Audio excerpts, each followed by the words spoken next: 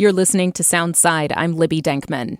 There's a war being waged of a sorts in Seattle right now, but you won't see it out on the streets. Instead, you got to look to the skies. For years, two airlines, Delta and Alaska, have battled for supremacy at Seatac Airport. Now, the Wall Street Journal says Alaska Airlines is making a big play to expand international flights, and Delta is striking back. Here to explain is Alison Sider. She covers airlines and air travel for the Wall Street Journal. Alison, thanks for being here. Thanks for having me. So I have to admit, I did not realize that this struggle was going on between Delta and Alaska until I read your reporting. Can you take me back? I guess it's more than a decade now. Tell me, how did this conflict between these two major airlines start? Sure. So at one time, Delta and Alaska were actually partners. And a little over 10 years ago, 10, 12 years ago, Delta started looking at Seattle. They wanted a West Coast hub. They were sort of dismantling a hub in Tokyo, wanted a West Coast hub for flights to Asia. And Seattle made a lot of sense at the time. So we're looking at Seattle as a potential hub. But as they sort of expanded in Seattle, they realized there's also a very rich domestic travel market. So while perhaps at one time the plan had been to have Alaska work with Alaska and have Alaska carry a lot of the domestic traffic, Delta decided this is the market it wanted for itself. So Delta in 2014 set up a hub in Seattle. And a couple of years later, Alaska and Delta kind of officially broke up the partnership that they had had. You know, Alaska is and was the biggest airline in serving Seattle. And so saw Delta as a little bit of an interloper and defended its turf. And they've kind of been going back and forth for several years now. Let me ask you about that, because I see Alaska really as like a hometown team here. I mean, there are so many Seattleites who have status on Alaska. If you're a person who travels a lot of Alaska Airlines credit cards you see around town. Alaska flies out of Everett as well, Payne Field. It's just sort of that local institution as a brand. It sponsors a lot of local athletic stuff. How does a Delta compete with what in many ways is the hometown team here? What kind of stuff do they do? Well, the big advantage that Delta really had over Alaska is that Delta is a huge airline. They have a fleet of wide-body jets, and those planes can fly all over the world internationally.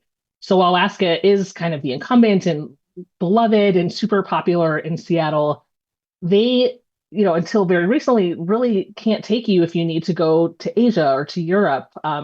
You have to fly someone else. Alaska has partnerships with other airlines that help it serve those international markets. But if you want to fly nonstop out of Seattle, Delta is your best option. And that is until now, as you say, when we see Alaska making these big moves in international flight. So what's happening? What are they doing? And how is Delta responding? So last year, Alaska acquired Hawaiian Airlines, and Hawaiian has wide-body jets for flying to Asia and Europe. And now Alaska sees all sorts of different cities that they could fly to using those planes. And they're hoping that they can kind of win back the market share that they might have had to cede to Delta because they weren't able to serve those markets. So already Alaska has started flying to Tokyo. It's operated by Hawaiian right now, but they're flying to Tokyo. They'll be starting up Seoul pretty soon. And they just announced earlier this summer that they're going to start flying to Rome. And then just recently, they announced flights planned to London and to Reykjavik in Iceland.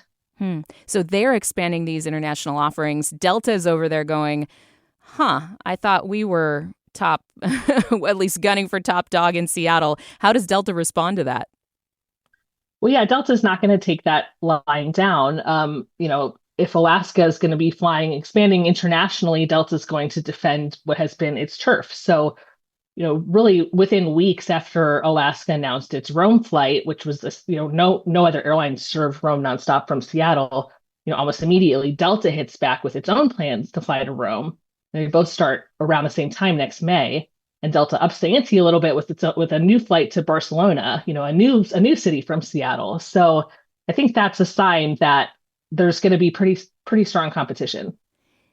You mentioned Delta's fleet of wide-body jets, and Alaska's made a recent purchase that has, helped out with that. But can Alaska really hope to compete with such a major international airline like Delta? Well, Alaska plans to. I mean, they are very clear they want to be the top international airline. They're already the biggest airline in Seattle and the biggest domestic carrier. They have twice as many flights as Delta, about half of the city's market share. So, I think they have a really strong customer base, really loyal flyers, and they're hoping that this international piece is sort of the one thing that they were missing. Does this battle for supremacy, especially for international flights out of Seatac, does it change anything for passengers besides just like they're going to have more options of, say, flying to Rome nonstop, which is nice. But does it change anything like in price, Alison? Potentially, more competitors tends to make it harder for airlines to raise fares. If you've got two airlines competing for your business, so it could keep a lid on fares if you're not beholden to a single airline. If there's more than one airline serving a given route. Can I ask about another development at Delta that you've reported on, which is the price mechanism for tickets? And that has to do with this thing called Fetcher. What is this tool and why has it been controversial? Sure. So Fetcher is a startup that Delta started working with last year. They're using it, they've called it sort of a super analyst. Airlines look at a ton of different data to help set prices. And they're hoping that Fetcher, which uses AI, is going to help kind of just ingest all of this different data, look at new data, help them be a lot more nimble and react more quickly, and kind of help them set more accurate fares. When Delta started talking about this, they started talking about kind of more individualized pricing, and that got a lot of lawmakers and consumer advocates worried that what AI could do would be to kind of search back through, your personal data, your browser history, and figure out what's the most that you, the individual, are willing to pay, and let's charge that. I mean, Delta says that that's kind of a misunderstanding. That's not the sort of data that Fetcher will have access to. But it kind of set off a lot of alarm bells for people who are already very worried about what this sort of surveillance pricing, they call it, where your individual data could be used against you. Is any other airline exploring working with Fetcher, or is it just Delta so far? There's a couple airlines around the world that have been working with Fetcher, Virgin Atlantic, WestJet, Azul, and Brazil. There's a handful. Do we know that this doesn't already happen in airline ticket pricing, the way that those are set? Yeah, so airline ticket pricing is already sort of a black box, and I think that's part of why people became so concerned about this, because there's already so many questions about why you're seeing the fares that you're seeing, and they do change. Airlines have used kind of dynamic pricing practices for a long time. The price when you look on one day, for the same trip, a week later might be more as seats sell out, or there's sort of signals that demand for the flight is rising. Yeah, we always just assume, or at least I do, maybe I'm too trusting, that that's on the supply end, that it has to do with supply and demand, and that the picture changes about how many people are trying to fly. But do we know whether the airlines are doing that based on consumer behavior?